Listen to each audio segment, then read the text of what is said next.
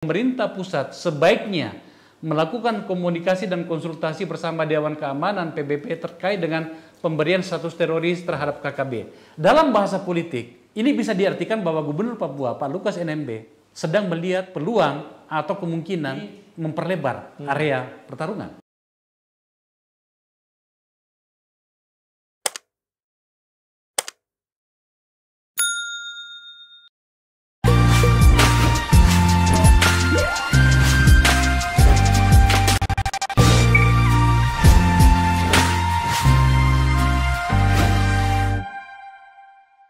Assalamualaikum warahmatullahi wabarakatuh. Selamat bertemu kembali di Akbar Faisal Ansor. Hari ini, saat ini, kita akan membahas sebuah isu atau yang berdasarkan pada sebuah keputusan pemerintah untuk menetapkan gerakan KKB Papua sebagai sebuah tindakan terorisme. Penyebutan terorisme ini menjadi sesuatu yang serius, terutama dengan hadirnya undang-undang terorisme. Undang-Undang Nomor 6 Tahun 2018, dan itu tentu saja akan berdampak kemana-mana. Hari ini saya mengundang dua orang tamu saya, tamu-tamu yang sangat layak untuk berbicara soal itu. Yang pertama adalah Profesor Dr. Hikmahanto Juwana, seorang intelektual UI, seorang dosen UI, yang ternyata, nah ini, saya harus mendeklarasinya di tempat ini, baru tahu saya. Beliau adalah Rektor Universitas Jenderal Ahmad Yani di Cimahi, Jawa Barat. Sebuah perguruan tinggi yang ternyata sudah lama ya, Prof. Sudah 30 sudah tahun. 30 tahun. Nah, beliau baru 1 tahun menjabat sebagai rektor, mendapat perintah khusus dari otoritas di Angkatan Darat untuk membesarkan kampus ini. Ternyata kampus yang besar. Saya berdoa kampusnya sukses ya, Prof. Ya. Terima kasih banyak. Ya. Yang kedua adalah kolega saya, sahabat saya, seorang intelektual dari Partai Golkar, Saudara Indra Jaya Piliang. Ya. Sebenarnya saya agak dongkol sama dia, lama sekali nggak muncul, kemana saja dia. Indra, ya terima kasih sudah datang. Ya, Prof, saya ingin memulai dengan pertanyaan begini. Anda adalah orang yang pertama muncul memberikan dukungan atas penetapan gerakan separatisme. Awalnya kita menyebut kata separatisme di Papua menjadi sebuah gerakan terorisme. Yeah. Apa sih sebenarnya alasan Prof memberikan dukungan itu? Tentu saja bagi banyak orang seperti Pak Prof Hikmahanto Juwana itu bersikap berarti kan telah melewati sebuah kajian, dan itu banyak orang bertanya sebenarnya. Ya. Jadi begini, pertama kalau kita bicara soal separatisme dulu lah, gitu ya. Jangan anggap bahwa separatisme itu merupakan sesuatu yang unik yang kita hadapi di Indonesia. Ya.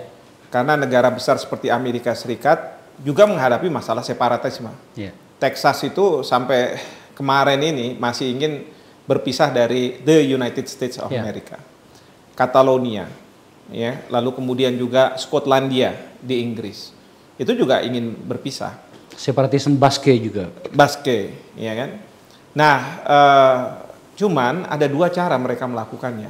Ada cara dengan damai, misalnya referendum dan lain sebagainya, tapi juga dengan cara kekerasan. Oke. Nah, yang saya perhatikan, kalau misalnya mereka menggunakan kekerasan, tentu harus dihadapi juga dengan kekerasan. Tidak bisa dihadapi dengan misalnya kita memberikan kesejahteraan yang lebih baik, katakanlah begitu. Nggak ada. Ya, kekerasan harus dihadapi dengan kekerasan. Misalnya Irlandia Utara di Inggris. Bagaimana tentara-tentara Inggris harus berhadapan di Irlandia Utara. Nah, jadi intinya adalah kalau kekerasan harus dihadapi dengan kekerasan. Okay.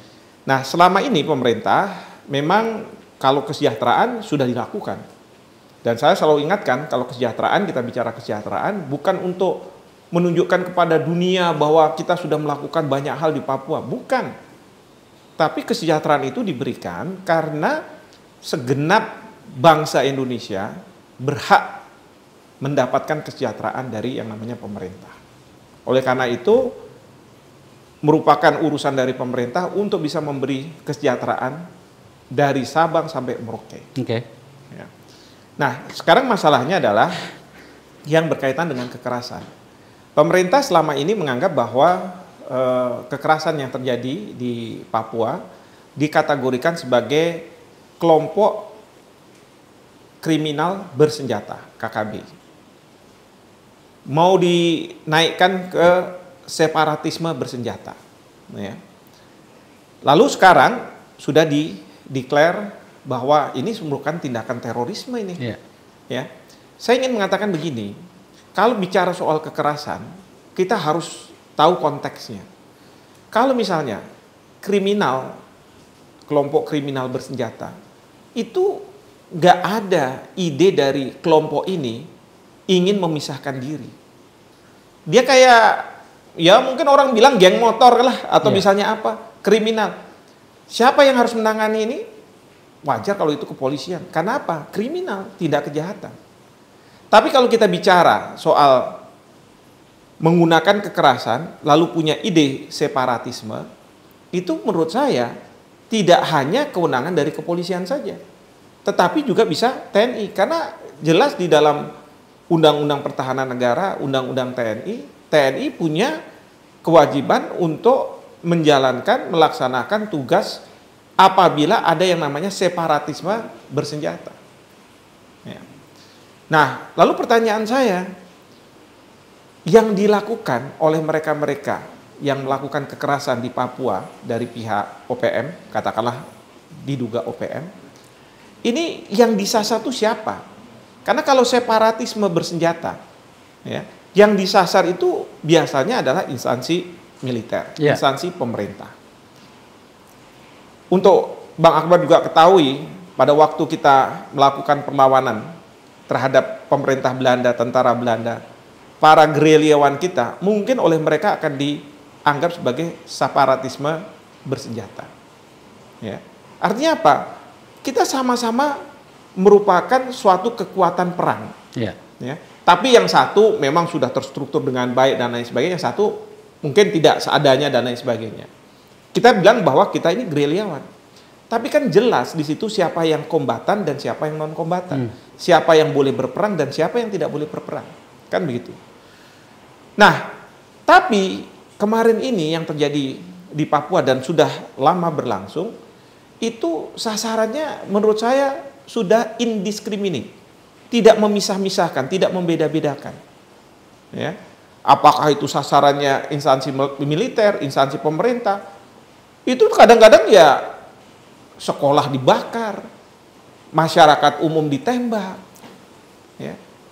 Dan kalau saya melihat rumusan dari pasal 6 Undang-Undang Terorisme yang tolong ditampilin, Bang Akbar juga merumuskan gitu ya. Ini jelas di sini, terorisme itu adalah perbuatan yang menggunakan kekerasan. Ya kan? Itu penggunaan kekerasan sudah ada di situ, atau ancaman kekerasan. Yang menimbulkan apa? Bukan menimbulkan matinya orang, enggak. Menimbulkan suasana teror. Atau rasa takut secara meluas. Karena para pelaku teror ini, di dalam kepala mereka, kalau misalnya saya bisa memunculkan suasana teror atau rasa takut, maka saya akan bisa mendikte siapapun yang mau saya dikte. Kalau kemudian basis logika dari keputusan itu adalah menimbulkan rasa takut dan kemudian merefer pada undang-undang ini, itu tak terbantahkan. Cuma kan masalahnya adalah gerakan KKB itu pertama tidak ujuk-ujuk muncul. Tapi yang paling penting adalah dia punya sebuah tujuan bernama mendirikan negara. Jadi sebenarnya banyak orang yang bertanya, kenapa kemudian tiba-tiba itu dari separatisme itu diturunkan levelnya menjadi hanya teror saja, yang seakan-akan hanya merefer pada menimbulkan suasana teror dan rasa takut itu sendiri. Itu sebenarnya pertanyaan orang. Belum lagi misalnya ada pertanyaan, kenapa baru sekarang? Apakah karena seorang jenderal berpangkat bintang 1, ketua Kabinda Papua yang gugur kemarin dalam tugas? Itu banyak pertanyaan itu. Gimana menyikapi pertanyaan itu? Jadi begini, kalau menurut saya tidak baru sekarang, sebenarnya sudah dipikirkan oleh pemerintah. Hanya saja kan kadang pengambilan keputusan ini selalu melihat dari berbagai segi perspektif.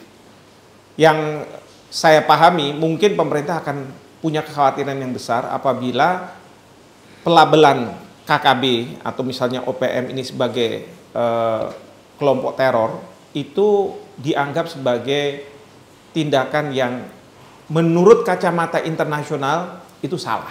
Oke. Ya, mungkin di situ maju mundur. Ya. Tetapi sebenarnya kalau misalnya yang ditembak itu, mohon maaf, seorang tentara aktif, ya, itu kan sebenarnya bisa masuk dalam separatisme. Yeah. Tapi saya yakin pemerintah sudah melihat, ini tidak melihat hanya kasus yang kemarin saja, tetapi juga yang lain-lain. Sehingga pemerintah sudah mengatakan bahwa kita harus declare ini sebagai organisasi teror. Dampaknya apa? Dampaknya adalah kita tentu akan menggunakan undang-undang terorisme.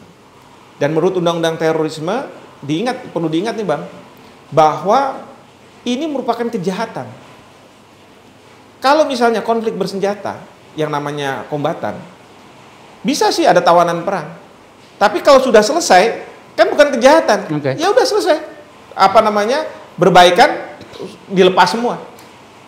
Tapi kan kita bicara di sini adalah orang yang melakukan suatu kejahatan, tindak pidana. Yaitu tindak pidana terorisme. Di situ penanganan harus oleh kepolisian sampai ke pengadilan, putusan pengadilan. Mulai dari penyelidikan, penuntutan, sampai kemudian ada putusan.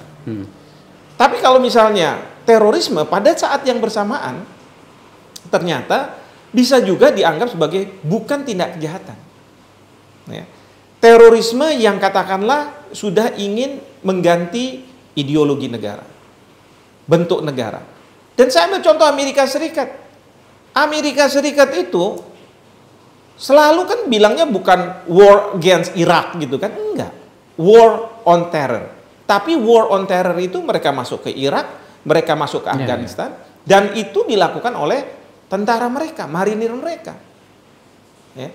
Jadi yang kita perangi itu bukan ideologi bahwa mereka ingin memisahkan diri, bukan. Yang kita perangi itu adalah ini, jangan sampai menggunakan kekerasan menimbulkan suasana teror, ya, dan rasa takut secara yang meluas. Itu yang kita harus hadapi, ya, yang itu menimbulkan korban yang bersifat massal. Bahkan kalau misalnya kita lihat dari sini, ya, dan atau menimbulkan kerusakan dan seterusnya, kehancuran terhadap ini kan semua sudah ada di sini, sudah masuk dalam kategori itu.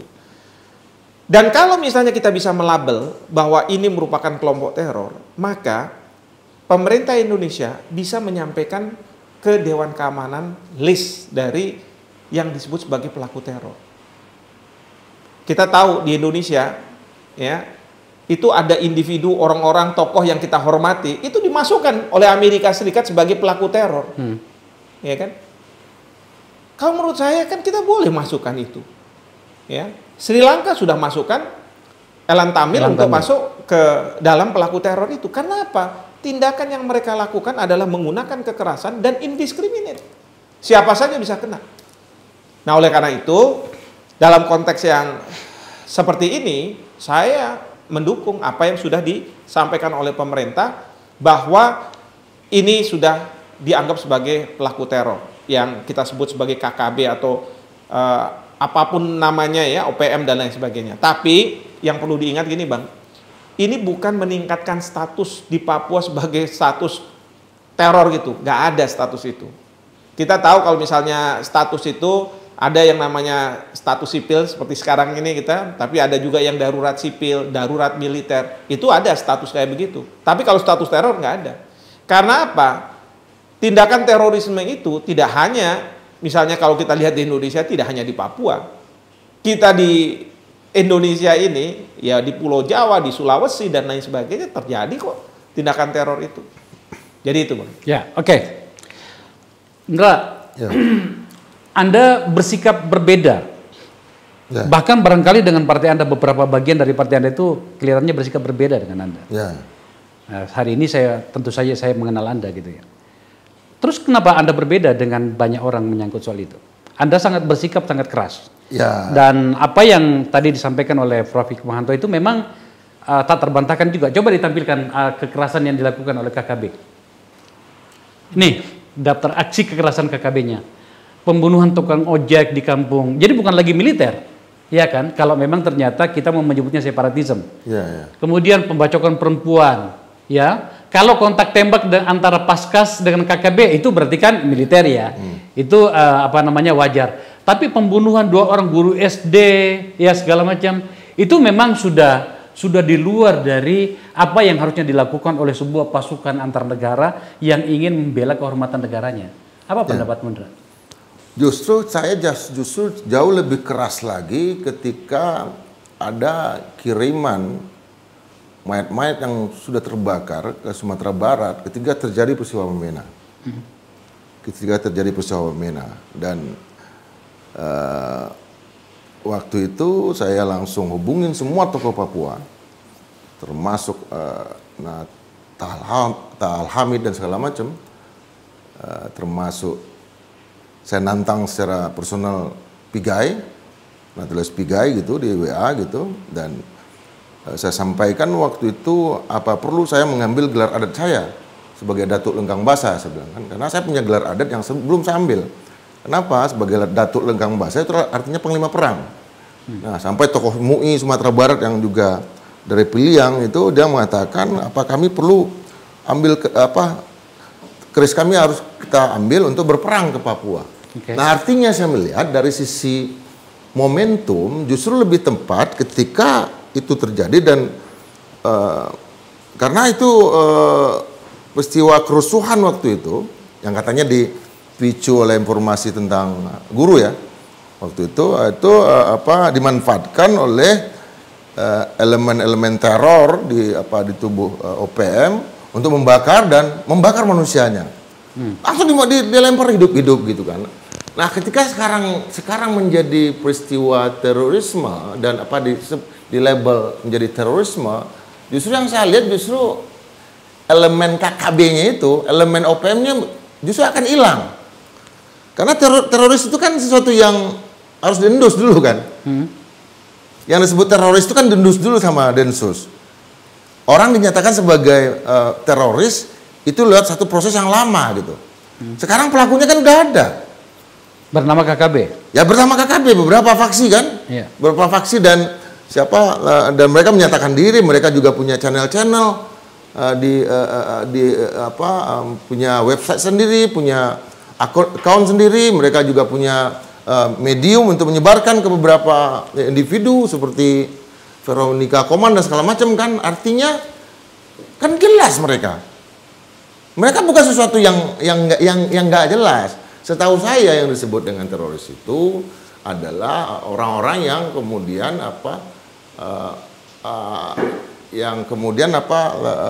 ditelusuri dulu baru kemudian ditangkap. Ini dia teroris.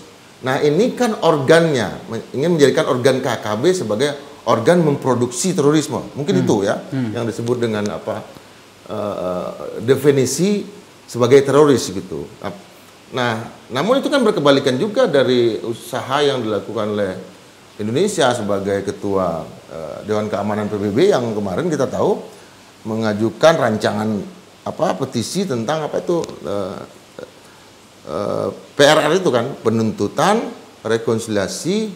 rehabilitasi dan rekonsiliasi. Justru Indonesia menjadi pionir untuk menangani terorisme ini secara beradab.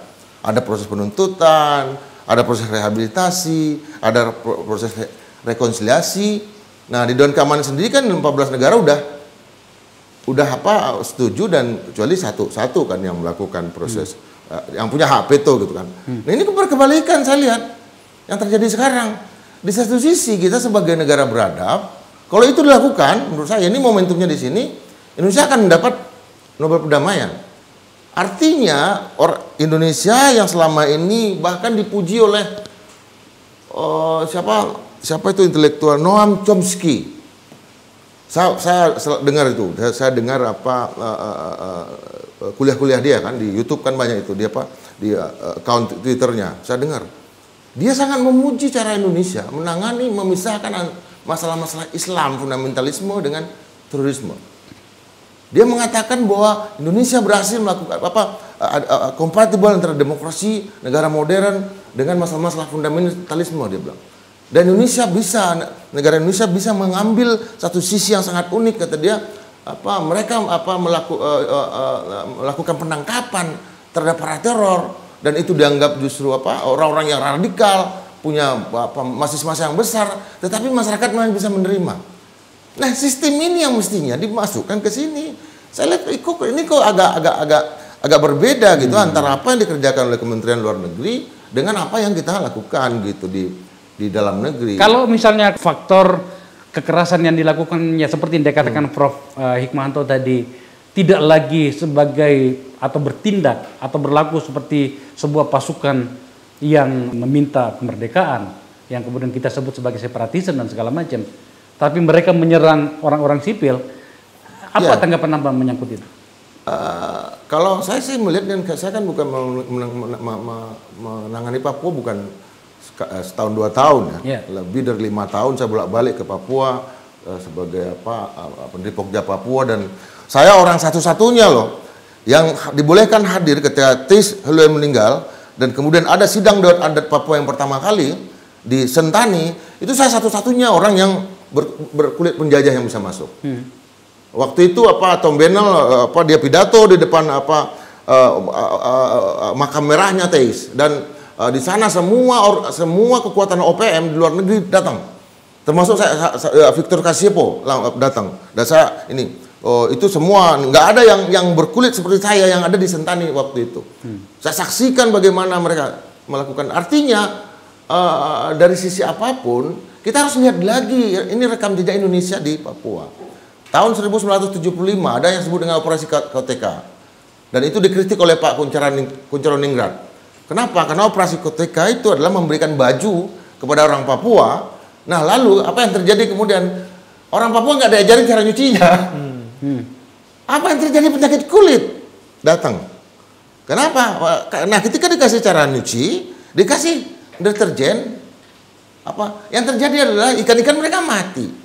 Yang terjadi adalah deterjen itu masuk ke lingkungan lingkungan alam mereka yang semula bersih itu menjadi tercemar gitu. Jadi itulah mulai kita catat itu. Banyak sekali kritikan. Apa hubungannya dengan yang saya tanyakan? Yang saya mau katakan adalah orang Papua juga akan mengatakan bahwa lebih banyak kekerasan yang dilakukan oleh pihak negara Indonesia terhadap yang non OPM.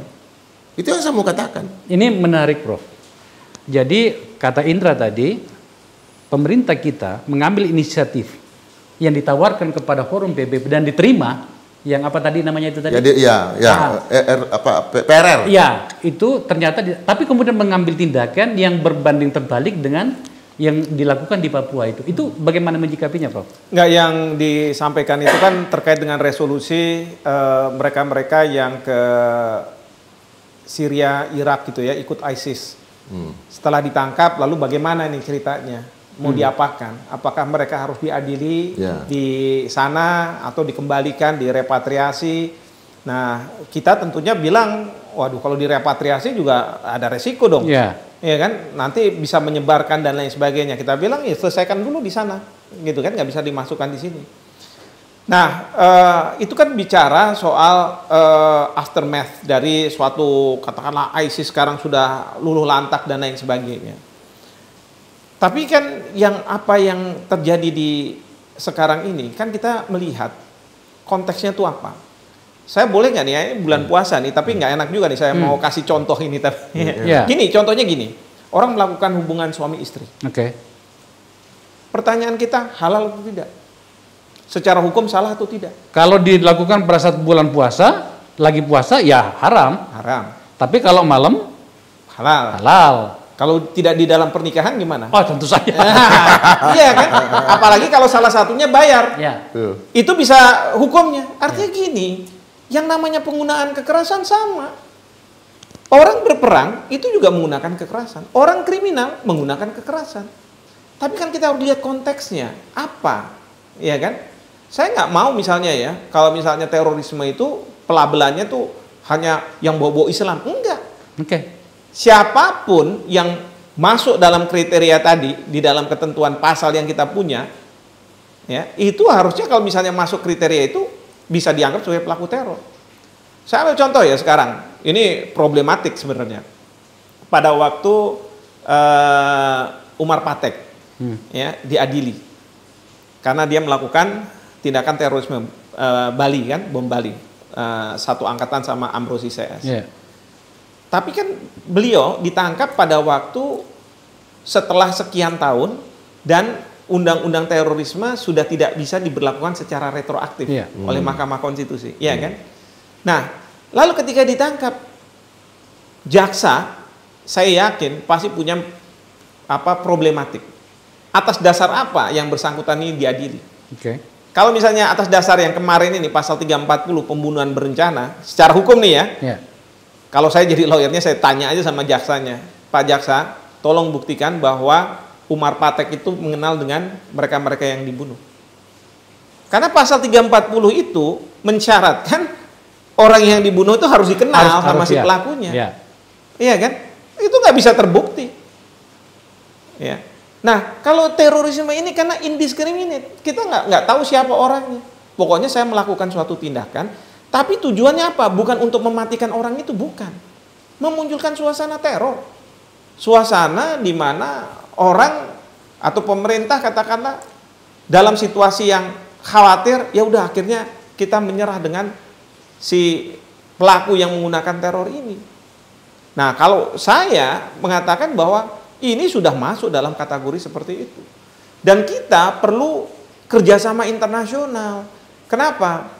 Karena kalau misalnya masalah pendanaan, ya sekali waktu saya pernah jadi utusan khusus Presiden waktu itu Ibu Megawati untuk ke Swedia, memasalahkan Pak Hasan Tiro. Pada waktu itu Pak Hasan Tiro masih warga negara Swedia.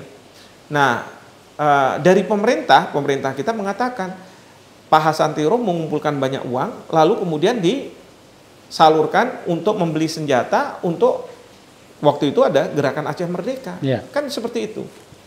Nah, menurut ketentuan di Swedia, ini sudah nggak hanya sekedar kebebasan berpendapat, tapi sudah mulai diterjemahkan ke dalam bentuk kekerasan. Lalu dari pihak sana mengatakan, ada buktinya nggak? Nah, itu yang saya nggak tahu ya, ada buktinya atau tidak, untuk supaya bisa menjerat. Ya. Nah, tapi lepas dari itu, saya ingin mengatakan apa? Bahwa kalau kita bicara penggunaan kekerasan itu, bolehlah orang bilang separatisme dan lain sebagainya. Tapi dia menggunakan kekerasan atau tidak? Dia memunculkan rasa takut atau tidak? Meneror masyarakat yang tidak berdosa atau tidak?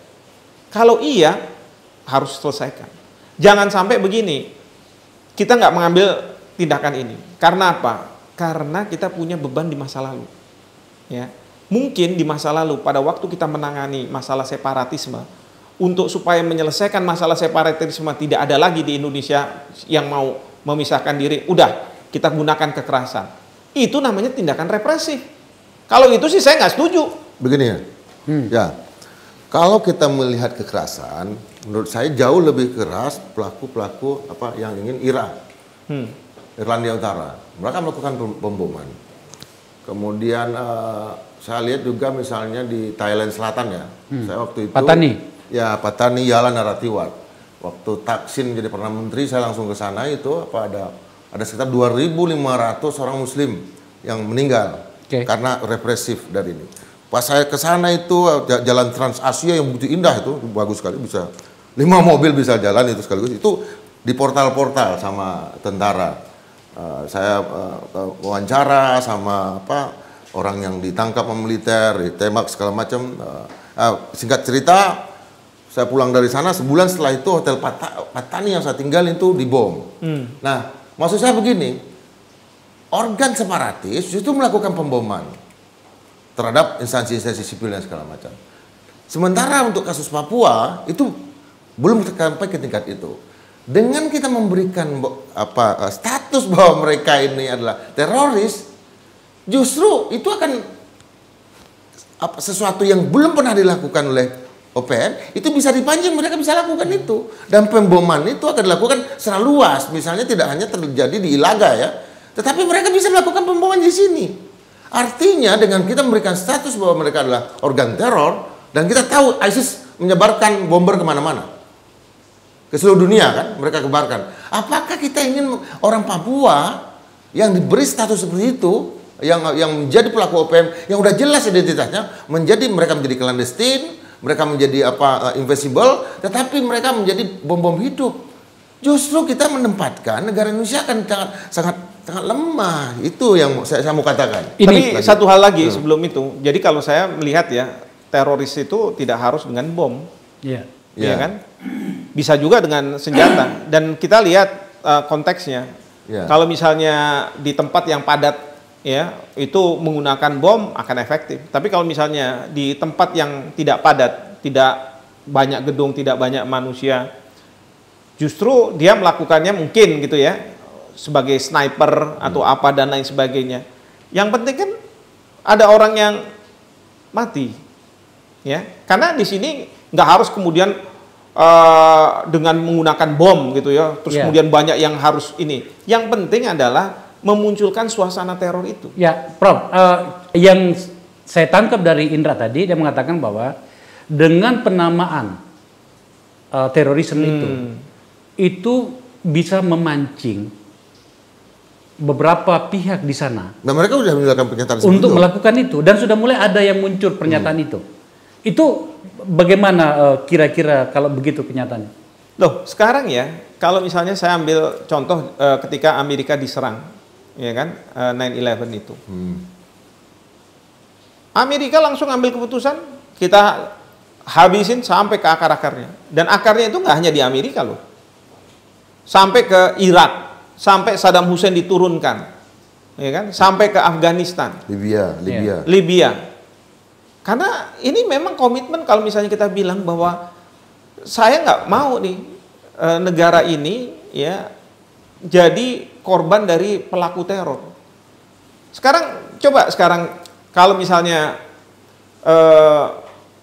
kita tanyalah gerilyawan kita zaman dulu gitu, saya yakin mereka bilang ada batasnya. Kapan saya harus melumpuhkan musuh ini dalam konteks tentara Belanda gitu ya, atau instansi dari kepunyaan Belanda, dengan misalnya orang-orang biasa. Saya nggak akan touch mereka. Nah, kan harusnya seperti itu kalau kita bicara tentang separatisme. Kalau kita bicara hukum humaniter. Ya, kalau sampai pada tahapan itu, Prof, mungkin kita bisa paham. Tapi lagi-lagi tentu saja kita harus melihat segala kemungkinan-kemungkinan yang terjadi, dan itu bisa saja tidak kita inginkan. Seperti yang dikatakan Indra tadi. Gubernur Papua sendiri ini kan sama dengan penolakan. Bahkan pada poin ke-6, pemerintah Provinsi Papua juga berpendapat bahwa pemerintah pusat sebaiknya melakukan komunikasi dan konsultasi bersama Dewan Keamanan PBB terkait dengan pemberian status teroris terhadap KKB.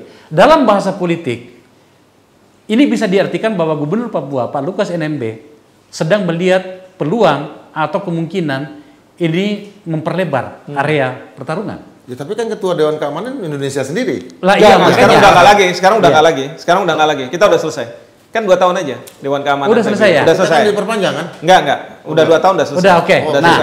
Kembali pada yang tadi, Prof. Bagaimana kalau misalnya ini pimpinan formal dari Papua loh ya? Ini bersikap seperti ini. Iya. Sebenarnya gini ya. Tidak ada istilahnya komunikasi dan konsultasi. Kita hanya menyampaikan. Untuk dimasukkan dalam daftar list yang dimiliki oleh Dewan Keamanan PBB terkait dengan siapa-siapa saja yang dianggap sebagai pelaku teror. Ya kan? Karena ada tokoh Indonesia juga dimasukkan, terus kemudian kita protes, kemudian dicabut namanya, kan itu. Kan cuma dimasukin itu gitu aja. Ya kan? Nah, itu yang sebenarnya tidak ada istilahnya komunikasi dan konsultasi bersama Dewan Keamanan PBB. Setiap negara itu berhak untuk memasukkan. Tetapi belum tentu negara-negara itu akan menyetujui bahwa itu masuk di dalam daftar dari pelaku teror. Saya ambil contoh misalnya ketika Arab Saudi punya masalah di Yemen gitu ya. Lalu dia mengatakan, ayo kita lawan para pelaku teror. Ya, tapi kan negara juga. Ya, kebetulan lawannya adalah Iran. Ya belum tentu dimasukkan. Ya kan, nggak bisa seperti itu. Jadi yang harus dibedakan itu adalah tentu ketika kita menyampaikan itu harus disertai dengan apa yang dilakukan oleh mereka-mereka yang kita ingin sebut sebagai mereka ini pelaku teror. Sampai pada tahapan itu kita paham, Prof. Maksud saya itu tadi adalah apakah tidak dipikirkan risiko dari penamaan itu yang kemudian menimbulkan kemarahan atau skala menjadi lebih besar lagi perlawanan mereka itu yang awalnya hanya KKB, tetapi kemudian karena ditetapkan terorisme ada di sana, maka kemudian orang bisa saja misalnya tiba-tiba apakah semuanya orang-orang yang hitam seperti kami adalah teroris misalnya seperti itu? Ya, itu atau kelompok lain. Ya, saya mau mengatakan begini. Kelompok teroris yang banyak selama ini yang dikejar-kejar kan kita tahu kemarin beratusan orang ditangkap. Ya. Atau kelompok ini yang melakukan teror lalu memberikan identitas bahwa mereka adalah KKB. Ini kan menjadi mereka. Ini kan juga sel-selnya bertambah banyak. Ya.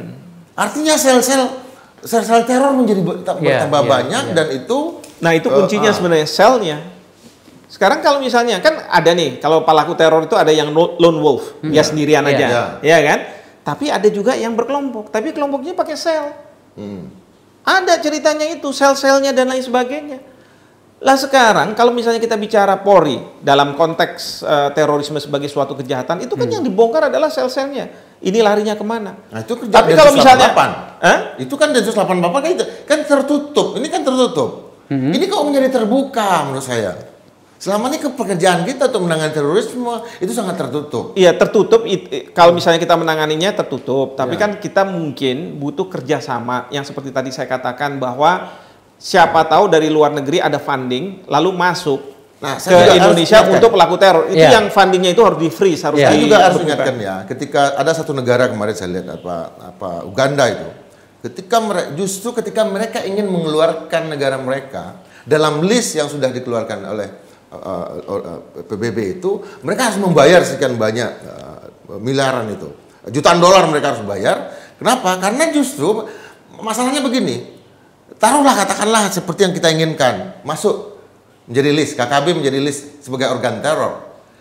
Suatu saat nanti ketika kita ingin mengeluarkan itu, ada negara-negara yang support dan kita ingin mengeluarkan bahwa kita udah aman, nggak ada lagi teror, itu butuh biaya juga. Jadi ini kan ekonomi. Itu satu poin yang bisa saja terjadi. Tapi begini, bagaimana kalau kemudian kita melihat dari sudut pandang bahwa ini kok tidak ada penyelesaian mereka ini? Pemerintah pusat misalnya sudah melakukan yang terbaik bagi Papua, ya. Pemerintahan, katakanlah bicara pemerintahan Jokowi ya, sudah melakukan yang terbaik. Tetapi kok mereka tidak melihat bagaimana niat baik pemerintah pusat terhadap Papua. Yang kemudian pemerintah pusat memikirkan sebuah solusi bagaimana menghentikan itu. Tahu juga kan tidak semuanya masyarakat di sana memberikan apa namanya itu support bagi KKB kan gitu ya. Tapi Bang Akbar, memberhentikan itu kan bukan berarti terus kemudian pemerintah melabel ini sebagai teror terus kemudian akan menggunakan represif.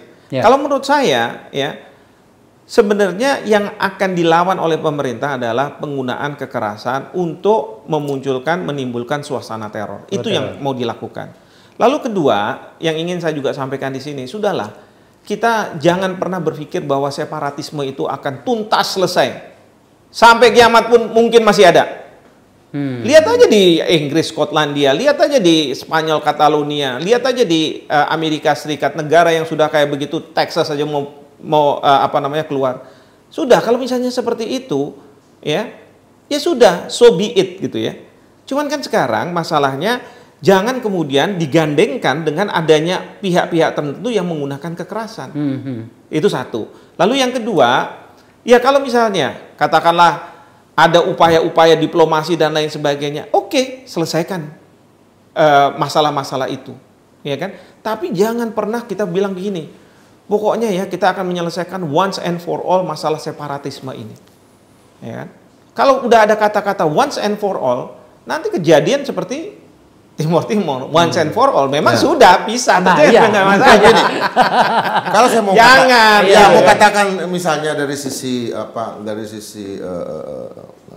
kelompok ya, ini kan yang berperang ini kan organ angkatan perang OPM ini kan suku Dani. Dan suku Dani kan, dan memang yang ingin perang itu mereka mungkin sebelum lahir pun mereka adalah pasukan perang itu. kemudian Dani Amume. Kenapa Amume? Karena tanah wilayah mereka udah habis, Freeport kan. Jadi ini dari 450 suku yang ada di Papua, itu yang memang pintar berperang dan suka berperang itu cuma itu aja. Yang lain enggak, Asmat enggak. Asmat Muslim, matrilineal, pertanian, yang ada di pinggiran enggak. Yang ada Pak Sentani enggak, gitu kan. Sentani hanya sedikit. Tes Elua itu Sentani, dia adalah Ondoafi, kepala suku dari Sentani. Dan mereka justru sangat bagus dalam hal ketika hidup mereka hidup di danau berkelanjutan kayak apa. Mereka akhirnya berperang, ikut menjadi salah satu pasukan tempur misalnya di ini, cuma karena di perkotaan kan, karena di Sentani itu kan juga pangkalan militer kita kan, itu karena mereka mungkin jadi intelijen aja, intelijen di perkotaan. Tetapi apa yang kita lihat adalah ini kan makin kelihatan ini kan, coba seluruh kasus itu, di mana kejadiannya kan terlokal. Kan tidak terjadi di Jayapura. Anda ingin mengatakan kenapa harus pelabelan terorisme hanya untuk itu? Bukan, saya ingin mengatakan bahwa dengan menyebut marka teror itu ininya jadi luas. Lah iya, makanya artinya kalau memang mau menangani Papua atas nama teror, ya di wilayah itu saja. Ya. Jangan diperlebar gitu loh. Jangan diperlebar, jauh nanti. Sebenarnya kan gini, kalau saya melihat bahwa pemerintah itu kan sebenarnya menyatakan bahwa apa yang dilakukan itu sudah masuk kualifikasi tindakan teror. Ya, satu, tanpa menunjuk pada suku atau apa dan lain sebagainya. Pokoknya siapa yang memang dia melakukan tindakan-tindakan yang indiscriminate, menimbulkan teror, itu adalah pelaku teror. Satu. Yang kedua, kalaupun nanti ada kelompok-kelompok yang disebut, tapi bukan kelompok suku, tapi misalnya penamaan ini dan sebagainya, dan itu memang ada bukti-buktinya bahwa mereka menggunakan kekerasan untuk tujuan teror, itu yang kemudian harus dilaporkan ke Perserikatan Bangsa-Bangsa. Bahwa inilah mereka-mereka ini, tolong kalau misalnya nanti dapat transferan duit dan lain sebagainya, itu kamu punya berhak untuk memfreeze. Kan ada nih pendanaan, undang-undang pendanaan terorisme dan lain sebagainya, dan secara internasional kan memang ada. Kalau mengikuti logika yang disampaikan Prof. Hikmahanto tadi, berarti boleh dong kalau kemudian ada orang yang menghubungkannya bahwa ini adalah skenario atau jalan yang ditempuh oleh pemerintah ini untuk menghindarkan agar tidak seperti misalnya yang terjadi di Timur Timur ya, kira-kira seperti itu ya. Bukan, kalau menurut saya arahnya bukan ke sana, tetapi pemerintah sudah tegas. Kalau misalnya ada penggunaan kekerasan dan itu penggunaan kekerasan itu sudah masuk kualifikasi terorisme, ya harus dihadapi, diselesaikan. Tapi kalau misalnya dia masih separatisme, ya diselesaikan juga, tapi dengan separatisme. Artinya apa? Ada misalnya model-model kayak tawanan perang, harus diperlakukan secara baik kalau mereka tertawan dan lain sebagainya. Kan kayak begitu. Kan kalau separatisme itu kan bisa seperti yang Prof sendiri katakan tadi. Itu bisa ada banyak perlakuan yang bisa dilakukan kan? Iya. Salah satunya barangkali ya sudah referendum kan gitu ya. Oh enggak, itu tapi kan risikonya kan luar biasa. Enggak, kan gitu. Tapi itu kan kita bicara sekarang ini dalam konteks separatisme yang bersenjata. Oke. Ya, kalau menurut saya soal referendum itu udah nggak ada pertanyaan lagi. Ya, kenapa saya katakan tidak ada isu lagi? Karena ada dua kekuatan. Pertama, konsep dalam hukum internasional, juris possidentis, yang mengatakan bahwa kalau misalnya sebuah negara dia mewarisi apa yang penjajahnya berikan, itu satu.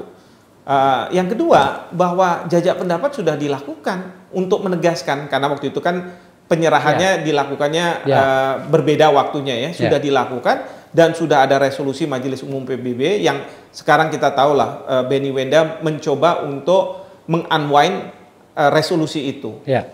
Tetapi kan masyarakat internasional sudah bilang bahwa ini sudah merupakan bagian dari Indonesia. Ya, sudah tidak mungkin lagi dikembalikan. Nah, jadi kalau misalnya soal itu sebenarnya sudah clear ya. Kalau saya justru melihat begini, Bro, justru pekerjaannya bertambah.